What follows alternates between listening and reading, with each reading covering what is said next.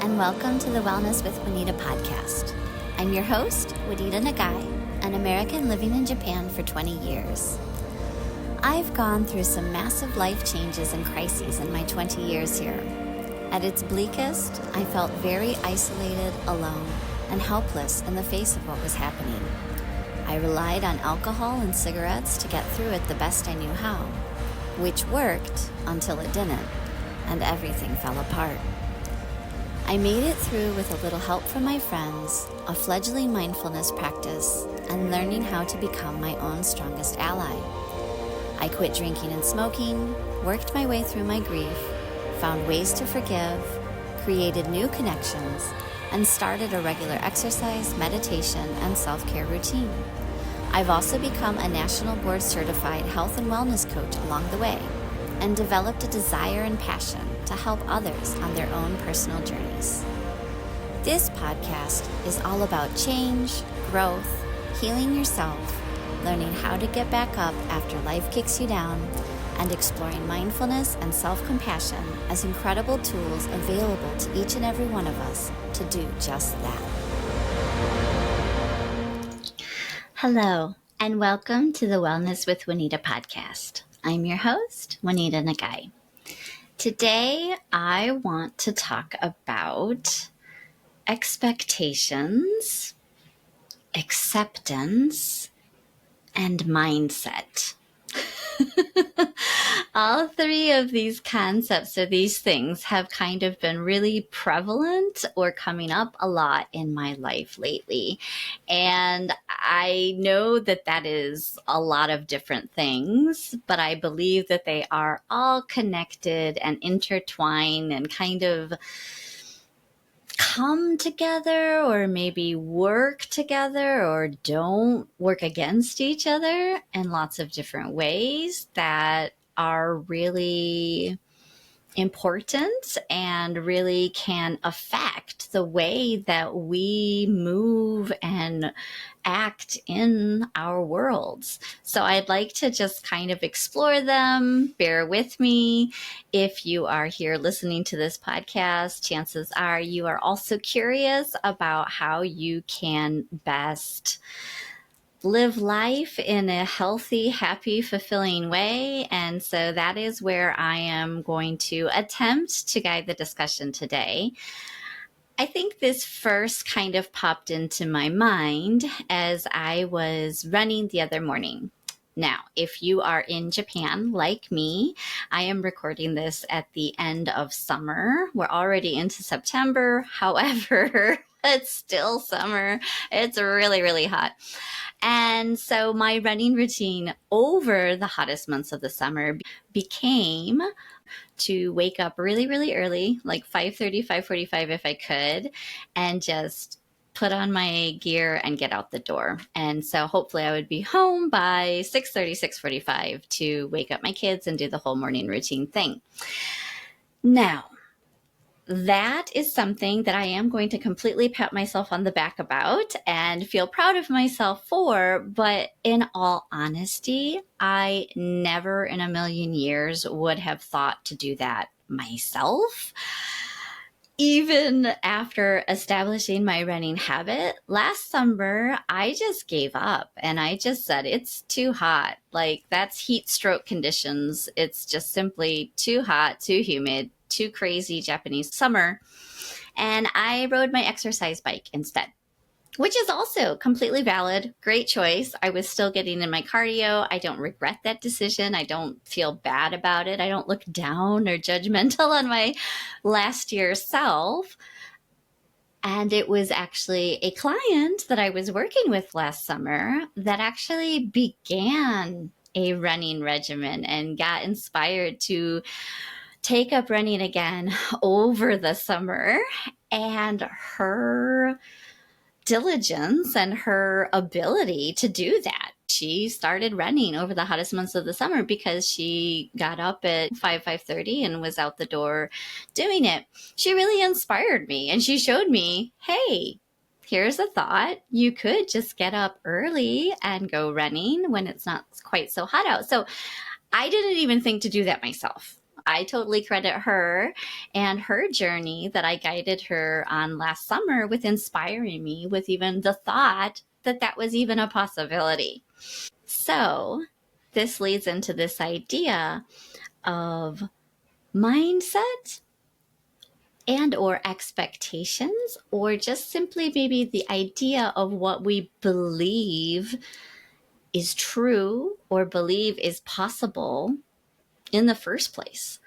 Last year, over the summer, me didn't think that running was possible. I thought it was too hot and humid, and so it was just off the table, and I moved to my exercise bike.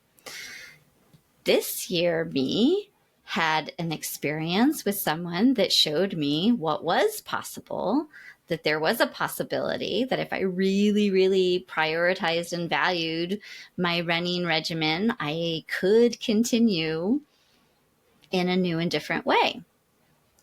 And I was thinking about all of that as I was out on a run at like 6 a.m. And I was also marveling at the fact that, in all honesty, 15 or 20 years ago, me would have been walking home from the bar at that time. Every single weekend, I would have been drinking to excess and staying up all night and basically crawling home at first train, which is when I was out running. And again, that 10 or 20 years ago, not 10, 15 or 20 years ago, me would have laughed and laughed and laughed and laughed at the thought of waking up that early in the first place, and then that I would be running. I ran in high school, and that was it. And I was quite a good runner. I really enjoyed long distances, and I ran on the cross country team, but I stopped as soon as I graduated high school. And that has been a very long time ago. So this is something that I did almost 30 years ago and never did in between in any real way.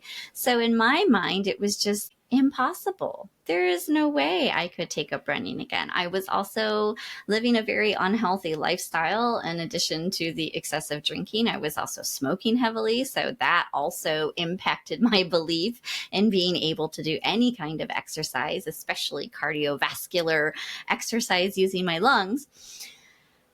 So I share all of this to kind of paint the picture how impossible running felt to me, even after I had kind of started down the path of health and wellness and getting into mindfulness, and it was starting to expand in all these other areas of my life. I was starting to play around with yoga. And when I first did experiment and play around with yoga, I realized how very, very tight and inflexible and just old and tired and sore my body felt. And I wasn't that old or tired. It just didn't seem right to me that I could already be feeling that kind of decrepit. And so I started exploring and I started experimenting, and it was a very, very long, slow process. And I feel with yoga, it is still very much early days and ongoing, but there are certain stretches or positions or poses or the transitions between poses that I'm able to do now that I had no idea how she could do it in the beginning. So this idea of what is possible or what is true is fluid. And it's our expectations that we put on ourselves or on others or on our situations, our circumstances, that really does dictate what our reality then becomes. What we believe is possible frames the possibilities. I don't know if any of you have seen Boss Baby as many times as I have. There is a comical, funny little part in there when the Boss Baby, who is voiced by Alec Baldwin, is listing off these kind of like self-help or leadership, business, positive thinking platitudes. And one of the things he says is whether you believe you can or whether you believe you can't, you're right. And it's really true. I mean, there's a reason that things become platitudes or the stereotypes, but if we believe that something is possible, then we can see, even if it's not clearly defined in front of us, the path can appear as we start to take the steps along it.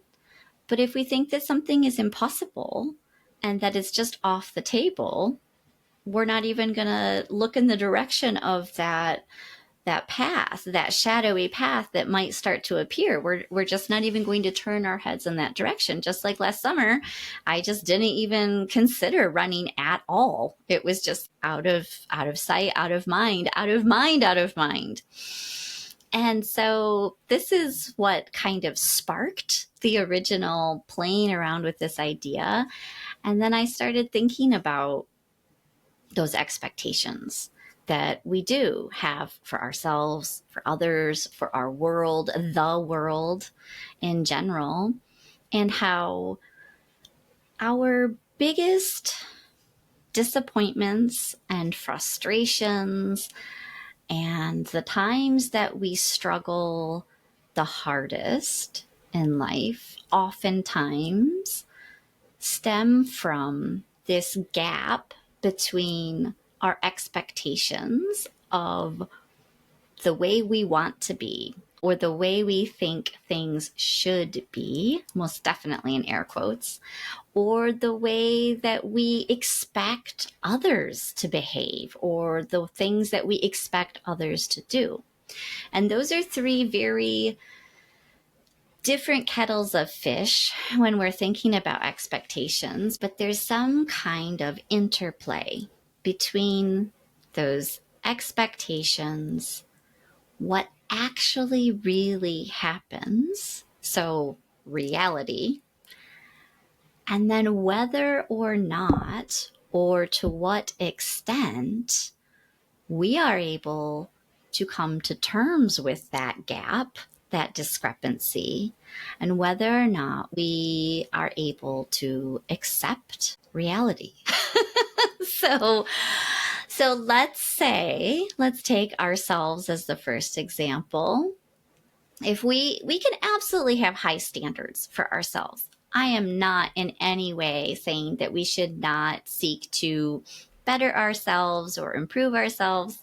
In fact, that's what I do for a living. I think that we are all perfect and whole simply as we are, but there is always room for improvement. One of my most favorite quotes from Suzuki Roshi. But when we expect perfection, when we expect only the best from ourselves, well, what happens? We cannot physically, literally, in any way, we simply cannot be perfect 100% of the time. We are human. We're flawed. We're messy. We're imperfect. We're going to make mistakes. We're going to let ourselves down. We're going to let other people down. Life is complicated, right? So expecting perfection is only going to disappoint ourselves. And then that can lead to then feeling really bad about ourselves, getting really critical and judgmental about why we couldn't do whatever incredibly high standard or expectation we had set for ourselves. In that case, the gap just becomes this kind of self-loathing spiral. If instead of stringent expectations, we are able to hold ourselves in self-compassion, recognize our humanity, accept the fact that we are doing the best that we can, but we're gonna make mistakes, then we're much better positioned to, again, set the high standards, have good intentions for how you behave or how you interact with people or how you act in the world, but also accept the reality of what is actually happening. When you do make a mistake, see that you have made a mistake, and then you are much better equipped to accept responsibility, make amends, take the actions or the steps that you need to do in order to address what has happened. And so it's that acceptance of what's actually really happening that I think is the sweet spot. And for me personally, something that's really difficult and really hard to do, partially because of my personality, and I have perfectionist tendencies. I very much want things to be the way that I want them to be, and I want to control everything because it makes me feel safe and it makes me feel better. But recognizing that that's not possible, and so really opening up and slowing down and letting go of so much of that rigidity and accepting that things unfold the way they do, whether or not I am controlling them. They do happen. Thinking about other people and our expectations and that acceptance gap gets really sensitive really fast. Last year, I attempted to host a workshop on this idea of expectations versus acceptance. And I was honestly truly curious what the participants' take on it was, because as I was preparing for the workshop, I realized that we have expectations. I mean, we can't live life without having them. We expect that gravity is going to work. We expect that we're going to wake up tomorrow. We expect that the people in our lives are going to more or less continue on in the same manner that they have up until now. But again, that's not always possible, right? We lose the people we love, people change, situations in life can kind of flip upside down overnight. But again, that's where if we resist what's actually happening, that gap is where our suffering is. When we're not accepting the reality of what has happened or that change has occurred, if things are not meeting our expectations, then we struggle and we suffer. And so again, it's this opening up and kind of allowing of what reality is really happening. But to get back to my workshop and the idea of people in our lives and our relationships and what we expect of them, we do have those expectations, right? We, as children, we expect our parents to care for us or support us or whatever it is that we might have. As parents, we have expectations for our children as well, in relationships and partnerships, in our work and school spaces. We all have different expectations that we have of other people. I think the key is that those expectations need to be clearly communicated. And if they are clearly communicated, then you have the space with which to address when those expectations are not met. If you're just assuming, if you're just relying on your mindset and your mental picture of what a parent should be or how a child should behave or how a partner should be, and you're kind of expecting that they have the same mindset or the same mental picture, you're setting yourself up for disaster. And I think we all kind of learn that lesson the hard way throughout life in lots of different ways. When they are clearly communicated, at least you can then go back and say, hey, look, I'm depending on you to do X, Y, and Z. That is why we had that talk and I explained to you what I expect in this particular situation. That's why we have contracts when we start a new job and even things like marriage vows and stuff. It's a way to kind of communicate what we are expecting. And then sometimes reality disappoints, and sometimes that is not what happens. But if we have set the stage to be able to talk about that, then we have a little bit of space to address it. Even if we don't communicate it originally, we still can choose to respond in that way and say, hey, look, this is what I expected from you and you disappointed me. And so this is what I am feeling or how I want to address it now. However, once you think about other people's expectations of you, then all of a sudden expectations feel like a really heavy, unwanted burden, right? So if you think about expectations that society puts on us because of our identity or our perceived identity or our roles that we are performing as a white, heterosexual, cis mother, female in Japan, there are certain kind of expectations almost that this must be what I'm like. As a wife in a heterosexual relationship, there are certain holdover patriarchal expectations of the kind of roles and responsibilities that I am going to take the lead on, whether that's the housework or the child rearing or all these different ways that can manifest. So that is where maybe those things are not necessarily communicated clearly beforehand. So say the patriarchy says, I'm the one that's going to take the day off work to stay home with the sick kids. I'm going to be hugely resentful and annoyed with that if that's not the agreement that I agreed to. If that's not part of the societal contract that I buy into, I'm going to be resentful and I'm going to be frustrated and I'm going to be annoyed. And again, thinking about even the closest people in our lives, when we think about the expectations that these people have for us and we don't live up to them, or we feel like we're not living up to them, that could very quickly get into quicksand around being our true, authentic selves.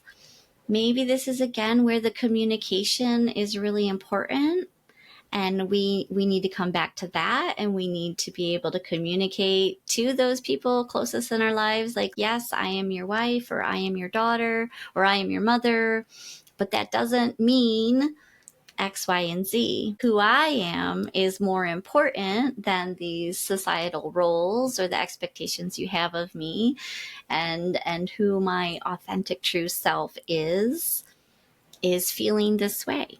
Maybe again, it is a matter of communicating the gap between expectations and acceptance of what the reality really is. So I don't necessarily have any great big insight there. It is truly a question and a kind of tension and a playing that I have been thinking about lately, that expectation and that reality, and whether or not we accept the reality of what's happening and how we respond to it. And to kind of shift directions just a little bit, bringing it back into mindset, because I think mindset is so very important just across the boards in so many different ways. And I realized I am not talking solely about mindset today, so I don't want to get too far into the details or the weeds of it. I also don't want to simply just regurgitate research and studies about it. I will add some links in the show notes for some of my favorite studies on mindset, but I want to bring it in here because I think mindset is the kind of framing for all of this. The mindsets that we have and how we view ourselves, our relationships with others, our circumstances, and the very world itself, literally how the world works, is shaped by what we think. Our thoughts create the beliefs that create the actions, that create the behaviors, that create the kind of life and the person that we are. For any of you that have seen the incredibly excellent Inside Out 2 movie, they did such a great job of explaining that the thoughts that we think, some of them, disappear, and some of them are more important and they become our memories. And some of them, they gather and they become our beliefs and they become our sense of self. Those are the things that form the core of how we behave and act out into the world. So our mindsets form the very basis and foundation, the kind of container that we then have expectations, or we have beliefs about how the world works or what we're capable of. Even believing something that's almost kind of universally shared. Okay, so I will use one example because I think it's so fascinating. Basically, we kind of, as a society, assume that as we age, our bodies get run down and our brains get run down, and we kind of just wear out in this slow decline until the very end. It's a pretty standard, pretty prevalent belief. It's an expectation, if you will, in society, or especially in maybe Western society.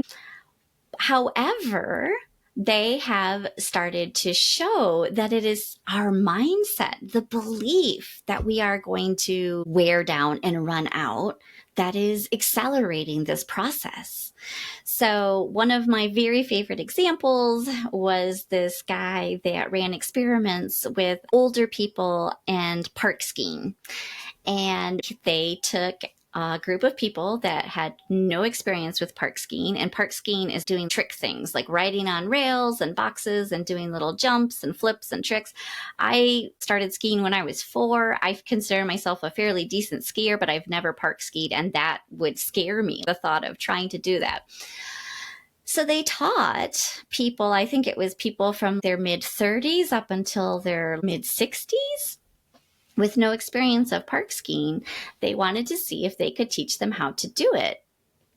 And the results were incredible. They did way better, way faster than they ever thought possible. And basically, the guy that kind of ran this was just like, we took a whole bunch of old dogs and we taught them new tricks. So this is not a definite fixed thing. It's like you can't do something because you're old. It's the fact that you are telling yourself that you can't do something. The fact that you're expecting your body to decline is what is causing your body to decline. This is where mindset comes into it. Our beliefs in what is even possible or what is true with a capital T really is so much more malleable than we can even imagine or can even know. And this gets me back to the beginning and the wonderful, delightful client that inspired me so much. The really tricky wicket with expectations and mindset and all of this kind of work is that we don't know what we don't know. It's really, really hard for us to see our own blind spots without an outside perspective, without help. If it hadn't been for that client, I never would have considered running over the summer at all. And so it took someone similar enough to me. I mean, I know there are people that wake up really early and go running, but to me, they were all endurance, high-level athletes, something that I am not. It felt very, very foreign and different, but working with someone who was very similar to me, and she was starting her running regimen in the middle of the summer, it was truly eye-opening and inspiring, and obviously impacted me so much that I completely changed my workout routine for several months because of her and because of that outside perspective. She showed me what could be possible, and I never would have thought of that beforehand. So it's so hard to say, well, this is what I could change, or this is how I could transform my life, if we don't even know what kind of bubble or what kind of mindset that we're already operating within. Sometimes it can be other people we see on YouTube or Instagram, or even friends and acquaintances, coworkers, that we do feel similar enough to where we could say, hey, wait a minute, I could do that. If they can do it, well, I can do it, right? So that is one route, one way that we can start to think, well, hey, wait a minute, I've been holding myself back. I could try. If she can do it, I can do it, right? I can try. That growth mindset element of just thinking that change is possible is really important. That is, I think, the kind of first base step, that we have to believe that change in general is possible. But that itself can be really, really tricky. You know, we might have fixed mindsets in certain areas of our lives. I know that I had a really strong fixed money mindset around leaving teaching English and going all in on myself and my business. I just felt like I can't quit. I can't not have a stable, secure job. That was a huge leap of faith. But here I am, surviving and thriving and doing something that's making me really, really happy and helping others. And I find so much immense joy and satisfaction and find purpose in. So that fixed mindset I had, that past me, was really holding me back. She was preventing me from taking that big leap of faith to get to here. And here is really, really great. So at the end of this discussion here, what I really want to highlight and point out is that it is really difficult sometimes to see what we can't see. We often need an outside perspective. We need that friend, we need that inspiring mentor, we need a wonderful coach or a therapist that can guide us into realizing if there are things about yourself or things about your life that are stressing you out or making you unhappy, you absolutely can take steps to change them. We all have the power and the potential to change so much about our lives. And I am absolutely delighted that I now help people through that process in so many various different ways, because it does look different for everyone.